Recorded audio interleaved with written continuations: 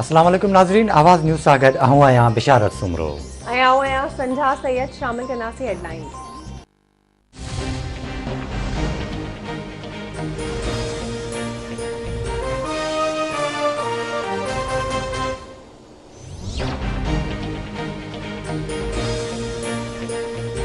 सिंध काबीना उस्तादनि जी मुक़ररनि ऐं बदिलियुनि तां पाबंदी हटाए छॾी। तालीमी साल अगस्त महीने खां शुरू कयो वेंदो। काबीना पाम ऑयल प्लांट लॻाइण जे लाइ 3000 एकड़ ज़मीन सोलर ट्यूबवेल ऐं ज़रई औज़ारनि जी मद में सब्सिडी ॾियण जी मंज़ूरी ॾेई छॾी। वॾे वज़ीर सैयद मुराद अली शाह तरफ़ां पब्लिक प्राइवेट पार्टनरशिप तहत कोल्ड स्टोरेज ठाहिण जी हिदायत। ज़राअत खाते ऐं ॿिया ज़रई औज़ार ख़रीद करण लाइ स्कीम जोड़ण जी बि हिदायत कई वई। वॾे वज़ीर जो चवणु आहे त हुकूमत रुॻो नंढनि आबादगारनि खे सब्सिडी ॾींदी।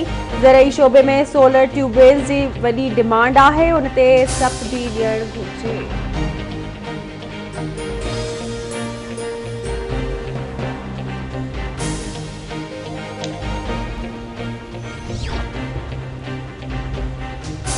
लाहौर हाई कोर्ट जे इलेक्शन ट्रिब्यूनल नून लीग अॻवान परवेज़ रशीद जी अपील रद्द कंदे खेसि सेनेट चूंडनि लाइ नाअहल करार ॾेई छॾियो।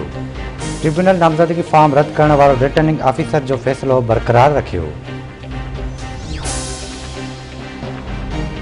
इलेक्शन ट्रिब्यूनल पीटीआई जे सेनेट उम्मीदवार फैसल बावड़ा जा नामज़दगी काग़ज़ मंज़ूर करण ख़िलाफ़ अपील रद्द करे छॾी। फैसल बावड़ा खे सेनेट चूंडनि में हिसो वठण जी इजाज़त ॾिनी वई।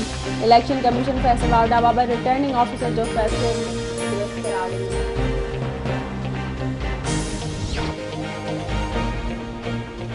वज़ीर आज़म इमरान खान 2 ॾींहनि जे दौरे ते श्रीलंका रवानो थी वियो।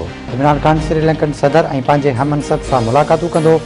आला सतही मुलाक़ातुनि दौरान वापार, सीड़पकारी, सिहत, तालीम, ज़राइत, साइंस।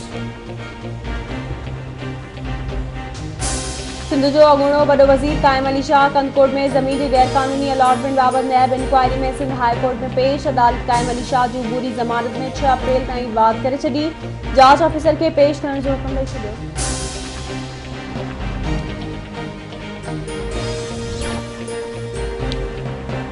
मुल्क में कोरोना वायरस जा माण्हुनि मथां हमला जारी। कोरोना वायरस वधीक 41 माण्हुनि जूं हयातियूं गुड़काए वियो। फौतियुनि जो अंग वधी 12,658 थी वियो। NCOC मूजिबि गुज़िरियल 24 कलाकनि दौरान 1050 नवां केस ज़ाहिर। मुतासिरनि जो अंग वधी 5,73,384 थी वियो। फ़ाल केसिस जो अंग वधी 24,483 ताईं पहुतो। कंदकोट भरिसां मल्हेर वारे इलाइक़े मां नौजवान जो गोलियूं लॻल लाश ठाहियो आहे। लाश जी सुञाणप फ़क़ीर गोलो तोड़ थी। लाश अस्पताल मुंतक़िल।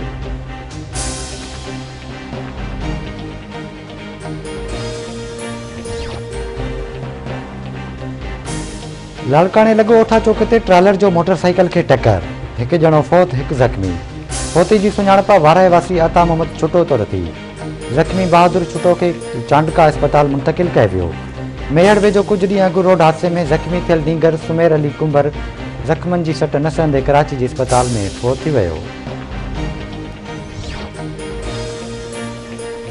बलूचिस्तान जे इलाइक़े बिंदर में तेज़ रफ़्तार वेन ऐं मोटरसाइकिल में टक्कर। 3 ॼणा फौत, 5 ॼणा ज़ख़्मी अस्पताल मुंतक़िल। 2 ज़ख़्मियुनि खे गणती चोरी हालत में कराची रेफर कयो वियो।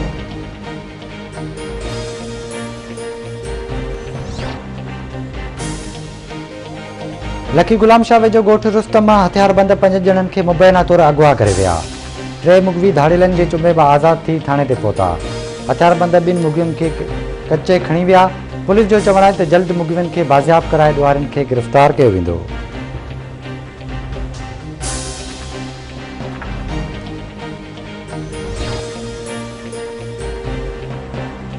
मनोड़ो भरिसां ॻोठ मोहम्मद पनाह डायरी मां हथियारबंद 2 नीगरियुनि खे अगवा करे विया। अगवा थियलनि में मीना भील ऐं सवेरा भील शामिल। मुगवी नीगरियुनि जे वारसनि जो एहतजाज। NC दाख़िल। पुलिस 3 ॼणनि खे गिरफ़्तार करे वरितो। ऐं तलार गिल्ट स्टेशन वेझो राइस मिल खे बाहि लॻी वई। बाहि लॻण सबबि लखे रुपयनि जा चांवर ऐं ॿियो सामान सड़ी रख। इतला बावजूदि फायर ब्रिगेड अमलो वाक़े वारे हंधि न पहुतो।